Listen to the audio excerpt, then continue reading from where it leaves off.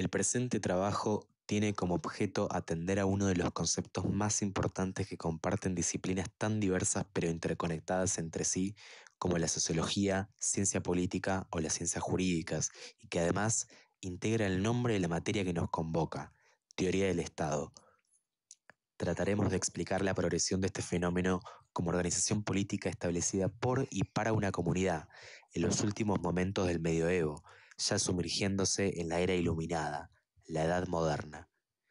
Los clásicos referentes de las principales teorías sobre la materia en cuestión son Nicolás Maquiavelo y los contractualistas Thomas Hobbes, John Locke y Jean-Jacques Rousseau. Pacto, monarquía, democracia, pueblo, coerción, masa, violencia, ejército, poder. Hablar de Maquiavelo como uno de los clásicos, siendo así por su teoría política prominente que hoy en día lo mantiene en los tabloides académicos más que nunca, es hablar de un personaje de la diplomacia de Florencia, que le dedicó la vida a la práctica política y a realizar un análisis exhaustivo de las relaciones de los príncipes como gobernantes con un territorio como enclave que contiene todo el cuerpo de súbditos que se deben a su legítimo soberano. El contexto que rodeó al florentino consistió en el abandono progresivo de un modelo económico basado en la subsistencia que año tras año fue perdiendo verdadera popularidad al comenzar a asistir al nacimiento y consolidación a fines del siglo XVIII de un fenómeno que Maquiavelo comenzó a visorar unos siglos antes y de hecho, casi sin querer, contribuyó con creces. Un modelo de intercambio manufacturero altamente redituable que necesitó un brazo fuerte para el destape revolucionario, el control ideológico, algo que bautizará siglos después Antonio Gramsci como hegemonía. La gestación del Renacimiento hace las veces de escenario para el impecable trabajo que hace este autor al abordar la política sin ligaduras con la moral, decodificando el momento de separación entre razón y fe y describiendo la política como arma de dominación, donde media la violencia para la consecución de los fines de quienes acceden al poder. Mediando la honestidad ante las implicancias de la práctica política, Maquiavelo no pecará de idealista y hará claras referencias a los segmentos sociales evidentes que ya estaban formados en esa época. Hablamos de los grandes, toda la clase aristocrática, la nobleza y el alto clero, y por otro lado, un pueblo que necesita permanecer contento porque, claro, representa un volumen importante de los sometidos al poder del príncipe y se configura como un actor social que tiene que acompañar al gobernante, porque es también un elemento importante de contrapeso en la balanza de la gobernabilidad.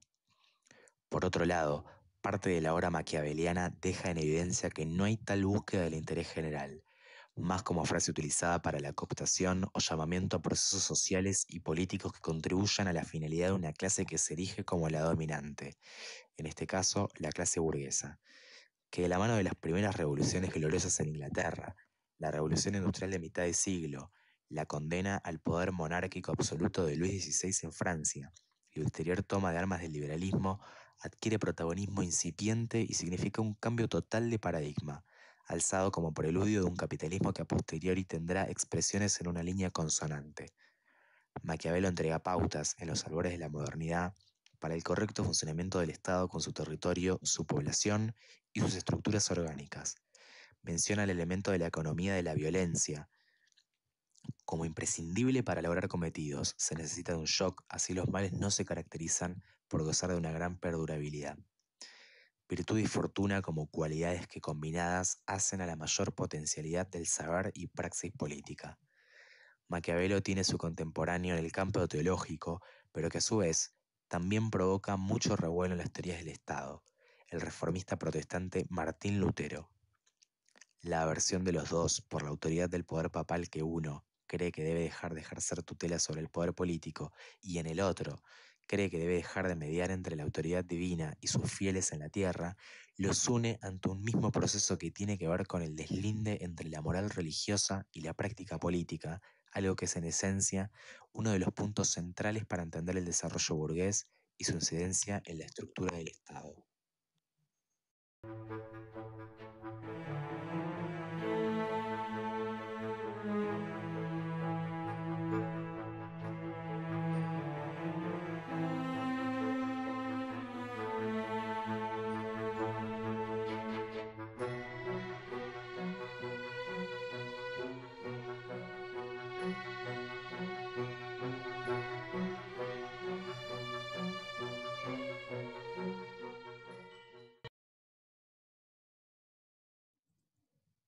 Thomas Hobbes, filósofo inglés, teórico por excelencia del absolutismo político. ¿Cuál es su obra más popular? Leviatán, o bien La materia, forma y poder de una república eclesiástica y civil. Su modelo político, la monarquía absoluta. El marco histórico de este autor se ubica en las revoluciones o guerra civil inglesa, que fue el periodo de la historia del Reino Unido que abarca desde 1642 hasta 1689. ¿Qué dice Hobbes? Que todos los hombres son iguales por naturaleza. La competencia por los bienes que son limitados lleva a la discordia y enfrentamiento entre los hombres. Esta situación lleva a una guerra de todos contra todos. El temor a la muerte y al mismo tiempo el instinto de conservación llevan a los hombres a suscribir un pacto que da origen al Estado. Todos los individuos ceden parte de su libertad a cambio de que el Estado les garantice la vida, la seguridad y la propiedad. En palabras de Hobbes, los súbditos ceden a una persona o institución que pueden reducir todas sus voluntades a una sola voluntad. El Leviatán tiene carácter absolutista, como también aclara Hobbes. Puede utilizar la fortaleza y todos los medios, como lo juzgue oportuno, para asegurar la paz y la defensa común. El soberano tiene los siguientes derechos: derecho de censura, de educar, de establecer lo bueno y lo malo, de determinar lo justo y lo injusto, de decidir la doctrina religiosa, de declarar la guerra y hacer la paz, entre otros.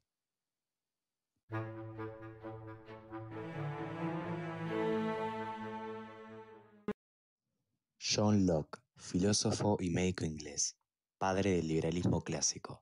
Su obra más popular, Segundo Tratado de Gobierno Civil. Modelo político preferido, monarquía parlamentaria. Siendo de los primeros empiristas británicos, su trabajo afectó en gran medida el desarrollo de la epistemología y la filosofía política. Para Locke, el hombre en estado de naturaleza se caracteriza por convivir en forma pacífica. Los hombres fueron creados libres e iguales por Dios y se enmarcan en la ley natural que establece que cada individuo tiene el derecho inalienable a la preservación de su vida, de su libertad y su propiedad. A pesar de lo idílico del hombre en estado de naturaleza, existen dos problemas. Uno, el hombre debe asociarse ya que no puede por sí solo autoabastecerse. Dos, el hombre en estado de naturaleza necesita un juez imparcial que ejecute las leyes ya que cada uno confiere mayor legitimidad a su propio interés que al de los demás.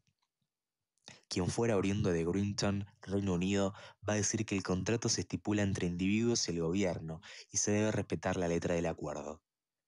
La finalidad del contrato y su legitimidad dependen que el gobierno cumpla con el fin para el que se firmó dicho contrato, la tutela de los derechos naturales de los hombres. No hay poder más alto que legislar, dice la ciudadanía en su mandato.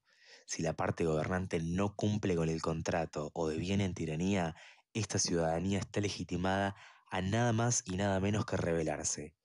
Tolerancia religiosa, el fin del absolutismo a favor de la libertad y un Estado basado en la división de poderes y el sometimiento a la ley que emana del pueblo son algunos de los preceptos por los que boga en su obra Dos tratados sobre el gobierno civil.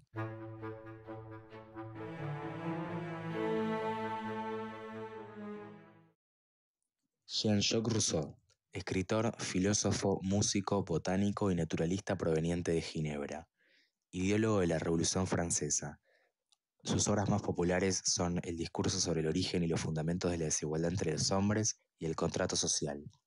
Su modelo político, democracia.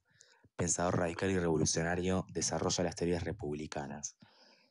En El contrato social declara manifiestamente: el hombre nace libre, pero en todos lados está encadenado. En Emilio dice: el hombre es bueno por naturaleza. De ahí parte su idea de la posibilidad de la educación. En el estado de naturaleza, el hombre no es ni bueno ni malo, tampoco tiene vicios y es inocente. Con la división del trabajo y el surgimiento de la propiedad privada y su acumulación, comienzan a aparecer la desigualdad entre los hombres. Hay que encontrar una forma de asociación que defienda y proteja de toda la fuerza común la persona y los bienes de cada asociado, y por lo cual cada uno lo unice a todos, no obedezca sin embargo sino a sí mismo y permanezca así tan libre como antes, propone el multifacético ginebrino. Cada uno de nosotros pone en común su persona y todo su poder bajo la dirección de la voluntad general, creándose un cuerpo moral y colectivo de la República. Los ciudadanos libres e iguales pudieran concurrir a manifestar su voluntad para llegar a un acuerdo común, a un contrato social. Toda ley que el pueblo no ratifica es nula y no es ley. Y la soberanía no puede ser representada por la misma razón que no puede ser enajenada. Algunos de los más célebres pasajes de este autor.